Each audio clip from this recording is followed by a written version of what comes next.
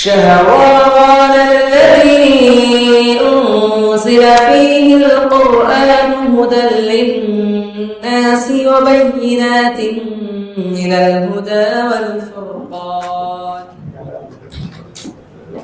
الحمد لله رب العالمين وبه نستعين والصلاة والسلام على نبينا محمد وعلى آله وصحبه أجمعين ومن تبعهم بإحسان إلى يوم الدين. أما بعد. محترم حضرات اور خواتین اسلام، آج کی تراویح میں 20واں پارہ کمل پڑھا گیا اور آج ہمارا درس سورہ الم نشرح کے اندر ہے. اس سورت کے اندر بھی اللہ سبحانہ و تعالیٰ نے سورہ ضحیٰ کی طرح اپنے نبی پر اپنی کچھ نعمتوں اور اپنے کچھ احسانات کا تذکرہ کیا ہے. اللہ کا فرمان ہے الم نشرح لک صدرک، کیا ہم نے آپ کا سینہ نہیں کھولا ہے. ووضعنا عنک وزرک، اور ہم نے آپ سے آپ کا بوجھ ہٹا دیا. الذی انقض ظہرک، جس نے آپ کی پیٹھ کو توڑ رکھا تھا، جس نے آپ کی پیٹھ کو کمزور کر رکھا تھا. ورفعنا لک ذکرک، اور ہم نے آپ کا ذکر اونچا کیا ہے، بلند کیا ہے. فإن مع العسر یسرا، یقیناً مشکل کے بعد آسانی ہے. ان مع العسر یسرا، یقیناً مشکل کے بعد آسانی ہے. فإذا فرغت فانصب، جب آپ فارغ ہو جائیں تو اپنے رب کی عبادت میں آپ محنت کریں. وإلى ربك فارغب، اور اپنے رب ہی کی طرف آپ مائل ہو جائیں، اپنے رب ہی کی طرف آپ راغب ہو جائیں. اللہ سبحانہ و تعالیٰ نے اس سورت کی پہلی آیت میں اپنے نبی پر یہ احسان ذکر کیا کہ اے نبی، ہم نے آپ کا سینہ آپ کے لیے کھول دیا ہے. یہ پیرایا، یہ اسلوب سوالیہ اسلوب ہے کہ کیا ہم نے آپ کا سینہ نہیں کھولا ہے، مگر اس سے مقصود اس بات کو ثابت کرنا ہے کہ ہم نے آپ کا سینہ کھول دیا ہے. اللہ تبارک و تعالیٰ نے اپنے نبی کا سینہ کھول دیا ہے. اپنے نبی کا سینہ اللہ تعالیٰ نے وحی کے لیے کھول دیا. آسمان سے جو بھی وحی آتی تھی تو اللہ کے نبی صلی اللہ علیہ وسلم اپنے سینے میں اس کو قبول کر لیتے تھے. اللہ تبارک و تعالیٰ نے اپنے نبی کا سینہ دین پر عمل کرنے کے سلسلے میں کھول دیا. اللہ کے نبی دین پر عمل کرتے تھے اور دین پر عمل کرتے ہوئے پابندی اور ثابت قدمی کا مظاہرہ کرتے تھے. اور اس سلسلے میں جو تھکان ہوتی، اس سلسلے میں جو مشقت اٹھانی پڑتی، تو اللہ کے نبی صلی اللہ علیہ وسلم اللہ کی راہ میں اور اللہ کی عبادت کرتے ہوئے مشقت کو برداشت کیا کرتے تھے. اور اسی طریقے سے دنیاوی اعتبار سے اگر اللہ کے نبی صلی اللہ علیہ وسلم کو کچھ مشکل آئے، کچھ پریشانی آئے، تو اس مشکل کو بھی برداشت کرنے کے لیے، اس مشکل کے آگے صبر اور حوصلہ دکھانے کے لیے اللہ تبارک و تعالیٰ نے اللہ کے نبی کا سینہ کھول دیا تھا. تو الم نشرح لک صدرک، کہ ہم نے آپ کا سینہ کھول دیا ہے. اس کے بعد فرمایا گیا ووضعنا عنک وزرک الذی انقض ظہرک، ہم نے آپ کے اوپر سے وہ بوجھ ہٹا دیا ہے جو آپ کی پیٹھ کو توڑ رہا تھا. اس سے مراد اللہ سبحانہ و تعالیٰ نے اپنے نبی کے گناہوں کو معاف کر دیا ہے. اللہ سبحانہ و تعالیٰ نے نبی صلی اللہ علیہ وسلم کے گناہوں کو معاف کر دیا. اللہ کے نبی صلی اللہ علیہ وسلم کے گناہوں کو اللہ سبحانہ و تعالیٰ نے دھو دیا ہے. اللہ کے نبی کے سارے گناہ معاف کر دیے گئے. آپ معصوم عن الخطا ہیں. اللہ سبحانہ و تعالیٰ نے آپ کو ہر قسم کے گناہوں سے محفوظ رکھا ہے، ہر قسم کے گناہوں سے آپ کی حفاظت کی ہے۔ یہ اللہ سبحانہ و تعالیٰ کا احسان ہے اپنے نبی کے اوپر۔ اللہ تبارک و تعالیٰ نے بچپن میں اللہ کے نبی صلی اللہ علیہ وسلم کے لیے یہ انتظام کیا کہ بچپن ہی میں جب آپ کی عمر 6 سال کی تھی تو حضرت جبریل علیہ السلام کو بھیجا گیا۔ اللہ کے نبی صلی اللہ علیہ وسلم بچوں کے ساتھ کھیل رہے تھے تو حضرت جبریل نے اللہ کے نبی صلی اللہ علیہ وسلم کو لٹایا اور آپ کا سینہ چاک کیا گیا، آپ کا سینہ چاک کیا اور سینے کے اندر سے نبی کریم صلی اللہ علیہ وسلم کے قلب اطہر کو باہر نکالا گیا اور اس دل کے اندر سے ایک حصہ نکالا گیا اور کہا گیا کہ ھذا حظ الشیطان منک، یہ آپ کے شیطان کا حصہ ہے۔ اس حصے کو نکالا گیا، پھر نبی صلی اللہ علیہ وسلم کے سینے کو مائے زمزم سے، آب زمزم سے دھویا گیا، پھر آپ کا دل آپ کے سینے میں واپس لوٹایا گیا، پھر آپ کے سینے کو دوبارہ سل دیا گیا۔ یہ بچپن میں اللہ کے نبی صلی اللہ علیہ وسلم کے لیے گناہوں سے دور رہنے کے طور پر اللہ تبارک و تعالیٰ نے یہ تدبیر آپ کے لیے اپنائی تھی۔ اور اسی طریقے سے اللہ کے نبی صلی اللہ علیہ وسلم جب بڑے ہوئے تو بڑے ہونے کے بعد بھی اللہ کے نبی صلی اللہ علیہ وسلم کو گناہوں سے اللہ تبارک و تعالیٰ نے پاک و صاف کیا اور دور رکھا۔ ہم میں سے ہر انسان ایسا ہے جس کے ساتھ ایک فرشتہ ہے اور ایک شیطان ہے۔ ہر انسان کے ساتھ اللہ تبارک و تعالیٰ نے ایک فرشتہ رکھا ہے جو انسان کو نیکی کا حکم دیتا ہے، نیکی کے میدان میں آگے بڑھنے کی ترغیب دلاتا ہے، اور اسی طریقے سے ایک شیطان کا ساتھی بھی ہے۔ انسان کے ساتھ اس کا شیطان کا ساتھی بھی ہے جو انسان کو گناہوں پر لگانے کی کوشش میں لگا رہتا ہے۔ یہ ہر انسان کے ساتھ ہے، اور اللہ کے نبی صلی اللہ علیہ وسلم کے ساتھ بھی یہی معاملہ تھا۔ آپ کے ساتھ بھی ایک شیطان لگا ہوا تھا، مگر اللہ تبارک و تعالیٰ نے اللہ کے نبی صلی اللہ علیہ وسلم کی مدد کی اس شیطان کے خلاف۔ اس شیطان کے خلاف اللہ کے نبی صلی اللہ علیہ وسلم کی مدد کی۔ اب اللہ کے نبی صلی اللہ علیہ وسلم کے شیطان سے آپ کو کوئی مشکل پیش نہیں آتی ہے، اور وہ جو شیطان تھا وہ شیطان اللہ کے نبی صلی اللہ علیہ وسلم کو گناہوں پر مائل نہیں کر سکتا ہے۔ تو یہ اللہ کے نبی صلی اللہ علیہ وسلم کی ذات ایسی ذات ہے کہ آپ کے اگلے اور پچھلے سارے گناہ معاف کر دیے گئے، اور یہی وہ بوجھ تھا جس کو اللہ تبارک و تعالیٰ نے اپنے نبی سے ہٹا دیا ہے۔ یہ ایسی خصوصیت ہے جو کسی اور کو حاصل نہیں ہے کہ کسی کے اگلے اور پچھلے سارے گناہ معاف کر دیے گئے ہوں۔ یہ اللہ کے نبی صلی اللہ علیہ وسلم کی خصوصیت ہے۔ پھر اس کے بعد اللہ تبارک و تعالیٰ فرماتا ہے وَرَفَعْنَا لَكَ ذِكْرَكَ، اے نبی ہم نے آپ کے ذکر کو بلند کیا ہے، آپ کا نام، آپ کا ذکر، آپ کا تذکرہ اور آپ کی شان اللہ سبحانہ و تعالیٰ نے اونچی کی ہے، اور اللہ کے نبی صلی اللہ علیہ وسلم کے ذکر کو بلند کیا ہے۔ اللہ کے نبی کا ذکر کیسے بلند کیا گیا؟ اللہ کے نبی صلی اللہ علیہ وسلم کا ذکر کس طریقے سے اللہ تبارک و تعالیٰ نے اونچا کیا؟ اللہ کے نبی صلی اللہ علیہ وسلم کا ذکر اس دنیا کے اندر بھی اونچا کیا گیا، اور اسی طریقے سے آسمانوں کے اندر بھی اللہ کے نبی صلی اللہ علیہ وسلم کے ذکر کو اونچا کیا گیا۔ اسی طریقے سے روز قیامت آخرت کے اندر بھی اللہ کے نبی صلی اللہ علیہ وسلم کے ذکر کو بلند کیا گیا، اور اسی طریقے سے جنت کے اندر بھی اللہ کے نبی صلی اللہ علیہ وسلم کے ذکر کو اونچا کیا گیا۔ دنیا میں اللہ کے نبی صلی اللہ علیہ وسلم کے ذکر کو اللہ تعالیٰ نے اس طریقے سے اونچا کیا کہ ہر اذان کے اندر مؤذن اشہد ان لا الہ الا اللہ کہہ کر اللہ کا نام لیتا ہے تو فوراً اس کے بعد اللہ کے نبی صلی اللہ علیہ وسلم کا نام بھی لیتا ہے، اشہد ان محمد رسول اللہ۔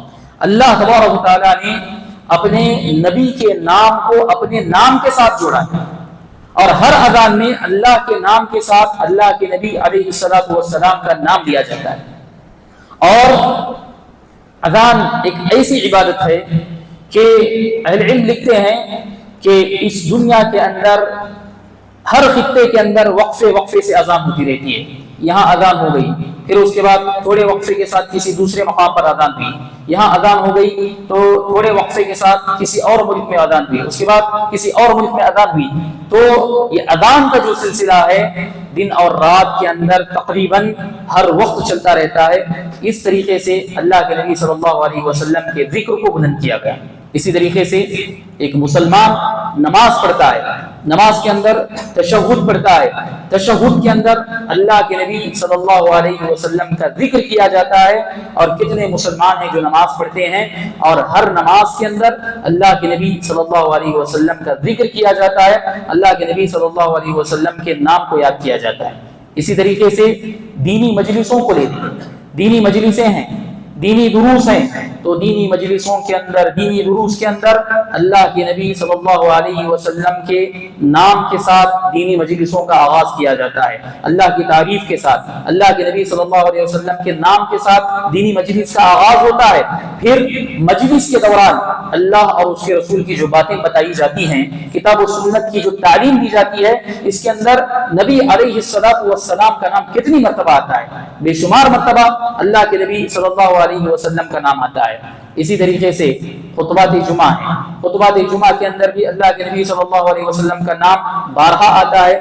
تو یہ دنیا کے اندر یہ سارے ایسے وسائل ہیں, یہ دنیا کے اندر یہ ایسے اسباب ہیں جن کے ذریعے سے اللہ تبارک و تعالیٰ نے اپنے نبی کے نام کو اونچا کیا ہے, بلند کیا ہے. اسی طریقے سے اللہ کے نبی صلی اللہ علیہ وسلم کا نام اللہ تبارک و تعالیٰ نے آسمانوں کے اندر بھی بلند کیا ہے.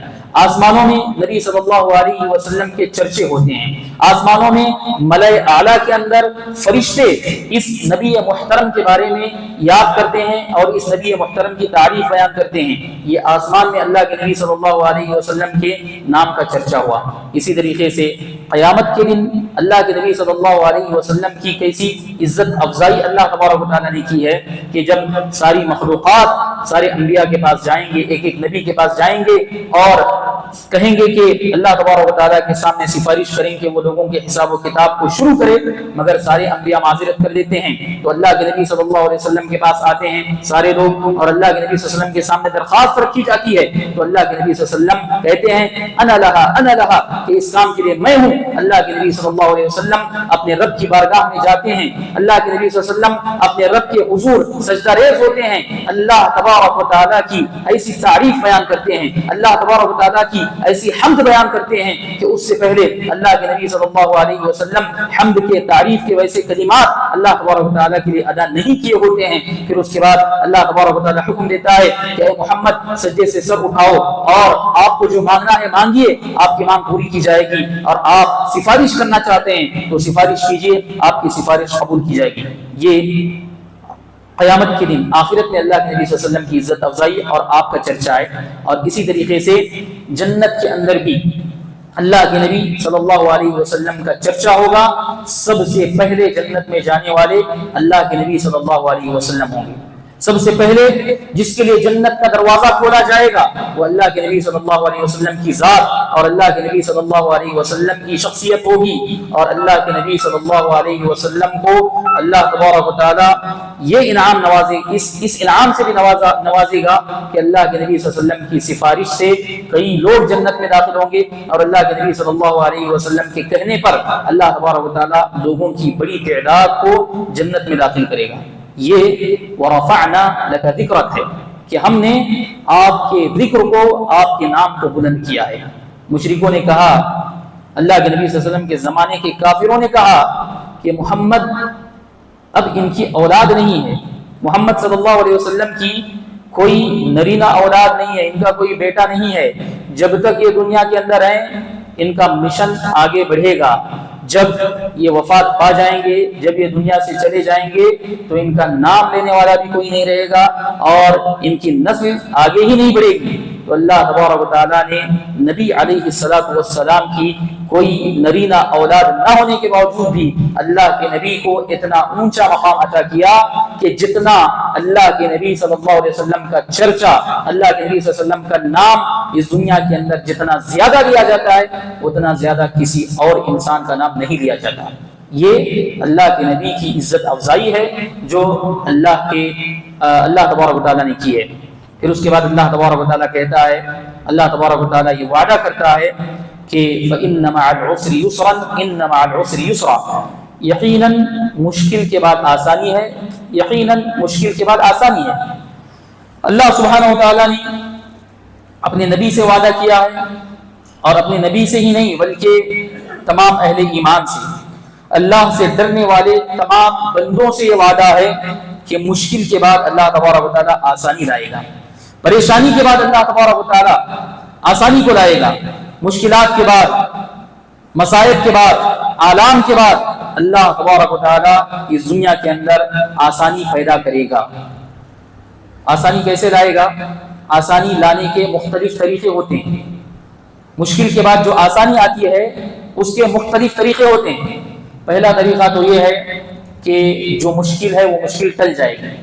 کچھ دن انسان کو مشکلات کا سامنا کرنا پڑتا ہے، کچھ دن انسان کی زندگی کے اندر ٹینشن ہوتے ہیں، انسان کے معاملات بگڑتے ہیں، مگر انسان صبر کرے گا تو اس کے بعد اللہ تبارک و تعالیٰ اس کے لیے فراخ دلی اور اس کے لیے اس کے معاملات کے اندر آسانی پیدا کرے گا۔ تو مشکل کو ٹالنا یہ ایک طریقہ ہے۔ دوسرا طریقہ، مشکل تو نہیں ٹالی جاتی، مشکل تو باقی رہے گی، مگر اللہ سبحانہ و تعالیٰ انسان کو صبر کرنے کی توفیق دے گا۔ اللہ تبارک و تعالیٰ انسان کو صبر کا حوصلہ دے گا۔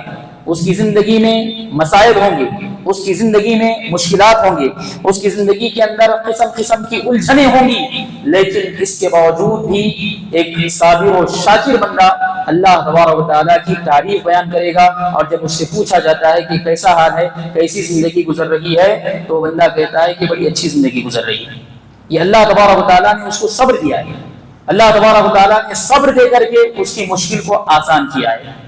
تیسرا طریقہ یہ ہے کہ اللہ سبحانہ و تعالیٰ صبر سے بڑھ کر بندے کو مشکلات کے ساتھ رضامندی کا حوصلہ دیتا ہے۔ زندگی میں مشکلات ہیں، پریشانیاں ہیں، بہت ساری الجھنیں ہیں، لیکن بندہ ان مشکلات پر راضی ہوتا ہے، ان مشکلات پر بھی رضامندی ظاہر کرتا ہے۔ اللہ تبارک و تعالیٰ کے جو فیصلے اس کے ساتھ ہوئے ہیں ان فیصلوں پر صبر کے ساتھ ساتھ صبر سے آگے بڑھ کر ان مشکلات سے رضامندی بھی ظاہر کرتا ہے۔ چوتھا طریقہ یہ بھی ہے کہ رضامندی سے بڑھ کر بندہ اللہ تبارک و تعالیٰ کے فیصلوں کے اوپر شکر بجا لاتا ہے۔ اللہ تبارک و تعالیٰ جو فیصلے کرتا ہے، اس کی زندگی کے اندر پریشانیاں ہیں تو ان پریشانیوں پر بھی اللہ تبارک و تعالیٰ کا شکر گزار بندہ ہے، شکر گزار بندہ بنتا ہے اور اللہ تبارک و تعالیٰ کا شکر بجا لاتا ہے۔ یہ سب طریقے ہیں مشکلات کو آسان کرنے کے، اور اللہ تبارک و تعالیٰ بندے مومن کے ساتھ اس طرح کے معاملات کرتا ہے، اور صبر کی توفیق اللہ تبارک و تعالیٰ دیتا ہے، مشکلات میں سنبھلنے کا، سدھرنے کا حوصلہ انسان کو دیتا ہے۔ یہ صبر کی دولت بھی اللہ تبارک و تعالیٰ ہی کی جانب سے ملتی ہے۔ اسی لیے اللہ کے نبی صلی اللہ علیہ وسلم نے فرمایا وَمَا أُعْطِيَ أَحَدٌ عَطَاءً خَيْرًا وَأَوْسَعَ مِنَ الصَّبْرِ، کہ صبر سے بڑھ کر بہتر اور صبر سے زیادہ کشادہ کوئی انعام اور کوئی نوازش کسی انسان کو، کسی بندے کو اللہ تبارک و تعالیٰ نے نہیں عطا کی ہے۔ اور اللہ کے نبی صلی اللہ علیہ وسلم ایک حدیث کے اندر یہ بھی بیان کرتے ہیں کہ جب اللہ تبارک و تعالیٰ کسی انسان کے درجات کو بلند کرنا چاہتا ہے، کسی انسان کے اخروی درجات کو اونچے کرنا چاہتا ہے، اور انسان اپنے اعمال کی وجہ سے ان درجات کو نہیں پہنچ پا رہا ہے، اس کے پاس اتنی نیکیاں نہیں ہیں کہ وہ ان اونچے درجات کو پا سکے، تو اللہ تبارک و تعالیٰ ایسے انسان کی زندگی میں مصائب و آلام کی ایک فہرست ڈال دیتا ہے، مشکلات اور مصائب اس کے اوپر ڈال دیتا ہے۔ پھر اللہ کے نبی فرماتے ہیں ثم صبره علیہ، ان مشکلات پر صبر کرنے کا حوصلہ اور صبر کرنے کی توفیق بھی اللہ تبارک و تعالیٰ بخشتا ہے۔ تو مشکلات پر صبر کرنے کے ذریعے سے بندہ اللہ تبارک و تعالیٰ کے اونچے درجات کو حاصل کر لیتا ہے۔ تو یہ مطلب ہے فإن مع العسر يسرا، ان مع العسر يسرا کا، کہ مشکلات کے بعد آسانی ہے۔ حضرت عبداللہ ابن عباس رضی اللہ تعالی عنہما اس آیت کی تفسیر میں کہتے ہیں کہ لن یغلب عسر علی یسرین، کہ ایک مشکل دو آسانیوں پر بھاری نہیں پڑے گی، ایک مشکل دو آسانیوں پر غالب نہیں آئے گی۔ کیا مطلب ہے اس کا؟ اللہ تبارک و تعالیٰ نے یہاں پر فإن مع العسر یسرا، ان مع العسر یسرا کہا ہے۔ مشکل کا ذکر بھی 2 مرتبہ آیا ہے اور آسانی کا ذکر بھی 2 مرتبہ آیا ہے، لیکن حضرت عبداللہ ابن عباس کہتے ہیں کہ ایک مشکل 2 آسانیوں پر بھاری نہیں پڑے گی۔ اس کو سمجھنے کے لیے تھوڑا سا عربی زبان کی روشنی میں اس کو سمجھنا پڑے گا۔ اللہ سبحانہ و تعالیٰ نے اس آیت کے اندر عسر یعنی مشکل کو الف لام کے ذریعے سے فإن مع العسر یسرا، اللہ تبارک و تعالیٰ نے عسر یعنی مشکل کو الف لام کے ذریعے سے ذکر کیا ہے، اور یسر جو آسانی ہے اس کو الف لام کے بغیر نکرہ ذکر کیا ہے۔ تو عربی زبان کا فائدہ ہے کہ جب کسی اسم کو الف لام کے ذریعے سے ذکر کیا جائے اور اس کو دوبارہ دہرایا جائے تو وہ ایک ہی ہوتا ہے۔ الف لام کے ذریعے سے ایک اسم ذکر کیا گیا اور اس کو 2 مرتبہ لایا گیا، فإن مع العسر یسرا، پھر ان مع العسر یسرا، 2 مرتبہ عسر الف لام کے ساتھ، مشکل کو الف لام کے ساتھ 2 مرتبہ دہرایا گیا۔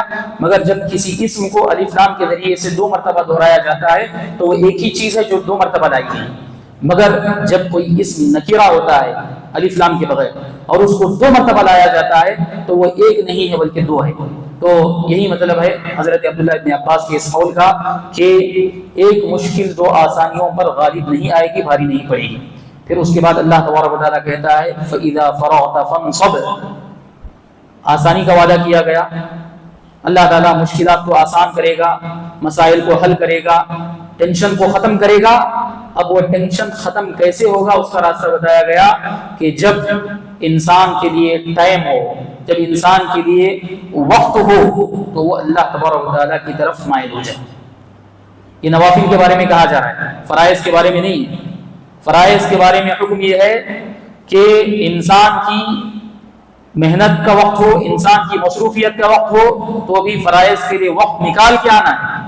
مگر جو نفل عبادتیں ہیں ان نفل عبادتوں کے بارے میں کہا جا رہا ہے کہ جب زندگی کے کام کاج سے فارغ ہو گئے، اپنی مصروفیات سے فارغ ہو گئے تو اللہ کی عبادت کے لیے اپنے آپ کو تیار کرو، اللہ کی عبادت کے لیے، اللہ کے ذکر کے لیے اور اللہ سبحانہ و تعالیٰ کی اطاعت گزاری کے لیے اپنے آپ کو تیار کرو۔ یہاں سے علماء ایک نقطہ نکالتے ہیں کہ جب انسان کوئی عبادت کرنا چاہتا ہے، نفل عبادت یا کوئی ذکر کرنا چاہتا ہے تو ایسے وقت کا انتخاب کرے جہاں اس کا ذہن بالکل خالی ہو، اس کا ذہن الجھنوں سے اور دنیا کے دوسرے معاملات سے خالی ہو۔ ایسے وقت کا انتخاب کرے اور ایسے وقت میں عبادت کرے، ایسے وقت میں نمازیں پڑھے، ایسے وقت میں ذکر کرے اور ایسے وقت میں دین کے معاملات میں غور و فکر کرنے کی کوشش کرے تاکہ وہ عبادت کا صحیح حق ادا کر سکے۔ تو اللہ تبارک و تعالیٰ نے کہا فَإِذَا فَرَغْتَ فَانصَبْ، جب آپ فارغ ہو جائیں تو اپنے رب کی عبادت میں اپنے آپ کو تھکائیں، وَإِلَىٰ رَبِّكَ فَارْغَب، اور اپنے رب سے آپ اپنا رشتہ جوڑیں، اپنے رب سے آپ دل لگائیں۔ تو یہ آسانی کا راستہ بتایا گیا اور مشکلات کو کیسے انسان آسانیوں میں بدل سکتا ہے اس کا نسخہ اور اس کا وظیفہ اللہ تبارک و تعالیٰ نے ان آخری 2 آیتوں کے اندر بیان کیا ہے۔ تو اللہ کی عبادت اور اللہ تبارک و تعالیٰ کے ذکر و فکر کے اندر انسان کی مشکلوں کی آسانی ہے اور انسان کی زندگی کی سعادت ہے۔ تو ہم سب اس مہینے کے اندر اللہ تبارک و تعالیٰ کے لیے اپنا وقت نکالیں اور عبادت کے لیے اپنا وقت نکالیں، اور کل سے آخری عشرہ شروع ہونے جا رہا ہے، اس آخری عشرے کے اندر بڑھ چڑھ کر اللہ تبارک و تعالیٰ کی عبادت کریں، اللہ تبارک و تعالیٰ کے لیے اپنا وقت لگائیں اور زیادہ سے زیادہ عبادات کے اندر، ذکر و اذکار کے اندر اپنا وقت لگائیں۔ اللہ کے نبی صلی اللہ علیہ وسلم کے بارے میں حضرت عائشہ فرماتی ہیں کہ کان رسول اللہ صلی اللہ علیہ وسلم اذا دخل العشر احیا لیلہ وایقظ اہلہ وجد وشد المئزر، کہ جب آخری عشرہ داخل ہو جاتا تو اللہ کے نبی صلی اللہ علیہ وسلم رات میں عبادتیں کرتے تھے، اپنے گھر والوں کو عبادت کے لیے رات میں بیدار کرتے تھے اور عبادت کے لیے اللہ کے نبی صلی اللہ علیہ وسلم کمر کس لیا کرتے تھے کہ اب عبادت کے لیے فارغ ہو جانا ہے۔ تو یہ اللہ کے نبی صلی اللہ علیہ وسلم کی زندگی کا اسوہ ہے آخری عشرے میں۔ تو آخری عشرہ جو آ رہا ہے اس آخری عشرے سے ہم فائدہ اٹھائیں اور لیلۃ القدر کی جو مبارک گھڑیاں اور ساعتیں ہیں اس لیلۃ القدر کی برکتوں کو بھی ہم حاصل کرنے کی کوشش کریں، اور جو خیر من الف شہر کہا گیا ہے کہ 1000 مہینوں سے بہتر یہ رات ہے، جس کو کیلکولیٹ کیا جائے تو 83 سال 4 مہینے بنتے ہیں۔ 83 سال 4 مہینے 80 پر 3 سال 4 مہینے کے برابر ہے یہ عبادت، یہ رات۔ تو اس عبادت کے اجر و ثواب کو اور اس فضیلت کو پانے کے لیے اس رات کو عبادت میں لگانا چاہیے۔ اس رات کو گپ شپ میں، فضول گفتگو میں اور دنیا کی دوسری مشغولیات کے اندر لگانے سے یہ فضیلت انسان کو حاصل نہیں ہوگی۔ بلکہ انسان اس رات کی مبارک گھڑیوں اور ساعتوں کو فضول کاموں میں لگانے والا اور اس کی ناقدری کرنے والا ہو جائے گا۔ تو اس لیے آخری عشرے کے اندر زیادہ محنت کریں اور اللہ تبارک و تعالیٰ سے اس بات کی توفیق مانگیں۔ اللہ سے دعا ہے کہ اللہ تبارک و تعالیٰ ہم تمام لوگوں کو اطاعت و فرمانبرداری کے راستے میں آگے بڑھنے کی توفیق عطا فرمائے اور گناہوں سے، معصیتوں سے ہمیں دوری اختیار کرنے کی توفیق عطا فرمائے۔ آمین وآخر دعوانا ان الحمد للہ رب العالمین۔